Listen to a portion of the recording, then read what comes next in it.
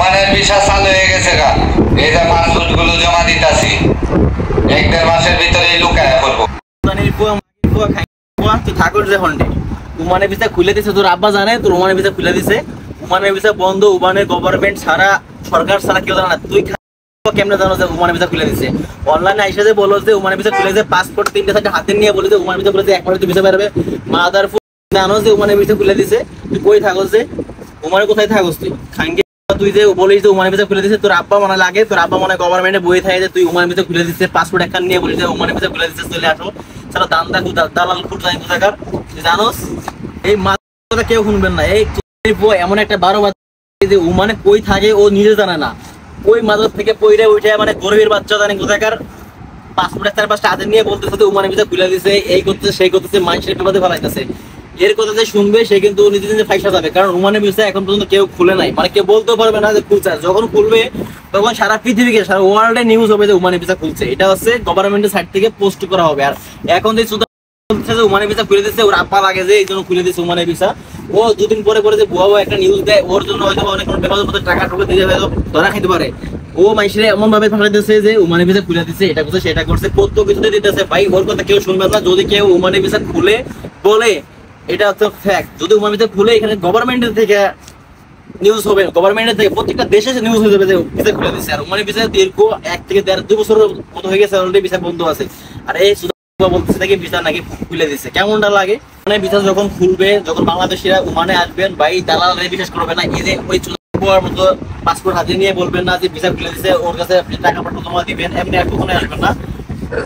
যদি কেউ থাকে, পরিচিত কেউ ওমানে থাকে বা কোনো স্পন্সরের সাথে যোগাযোগ থাকে, তখন তার মাধ্যমে আসবেন, দালাল ধরে বিদেশে আসবেন না। আর ও দেখো ওর মাধ্যমে যারা বাংলাদেশ থেকে ওমানে আসবে প্রত্যেকটা মানুষ বিপদে পড়বে, কারণ ও একটা ফল্ট, ও মিথ্যাবাদী, ও মানুষকে ভুলভাল একটা তথ্য দেয়, মানুষকে বিপদে ফেলাবে। কারণ ও কোনোদিন মানুষ সন্দেহ করবে না। ওর চেহারা ছবি দেখলে মানে গরিব, মানে বলতেছে মানে মনে হয় মাঝরাত থেকে মানে কাজ টাজ করে আসছে, কোনো ইয়া নাই আর কি, কোনো ভ্যালু নাই, এরকম একটা ফালতু একটা লোক। ও সোশ্যাল মিডিয়া আইসে কিন্তু ফলোয়ার হয়েছে, আইসে বলতেছে যে ভিসা খুলছে, এটা করছে সেটা করছে। আর ওর সেই কমেন্ট ভিউতে অনেকগুলো ভিউ আর অনেকগুলো কমেন্টও আসছে। হয়তো এখান থেকে অনেক মানুষ বিপদে পড়তে পারে যারা কম বুঝে আর কি।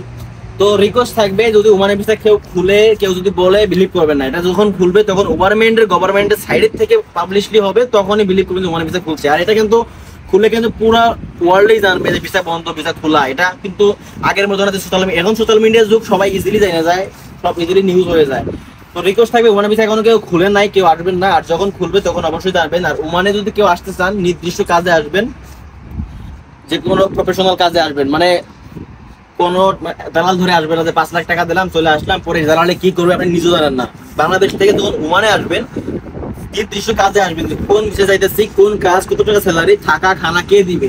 কারণ ওমানে কিন্তু লাইফ কস্ট অনেক বেশি হয়ে যায়, কারণ থাকা খানা, তারপরে আপনার বাড়তি খরচটা কিন্তু বেশি হয়ে যায়, 50 থেকে 60 টাকা চলেই যায়। তো ওমানে যারা আসবেন বাংলাদেশ থেকে, তারা কিন্তু স্যালারি ফিক্স করে আসবেন, দেন থাকা খানা কে দিবে এটা ফিক্স করে আসবেন। আর নির্দিষ্ট কাজে আসবেন, দালাল ধরে আসবেন না যে দালালকে টাকা দিলাম, 5 লাখ টাকা দিলাম, 4 লাখ টাকা দিলাম, যে আইসা কি করবেন ওইটা নিতেও জানেন না। দালালে বলছে যে আসার পর কাজ দিবে, ভাই এরকম করলে আসেন না জীবনে। কারণ এরকম করে আসলে আপনি ফাইসা যাবেন। কারণ কি, দালালে আপনাকে হয়তো বা কোনো মাজরার কাজ দিবে, কোনো ক্লিনারের কাজ দিবে, যে রোদের ভিতরে যে রাস্তাঘাট পরিষ্কার করতে টাকা দিবে, তখন আপনি এটা করতে পারবেন না।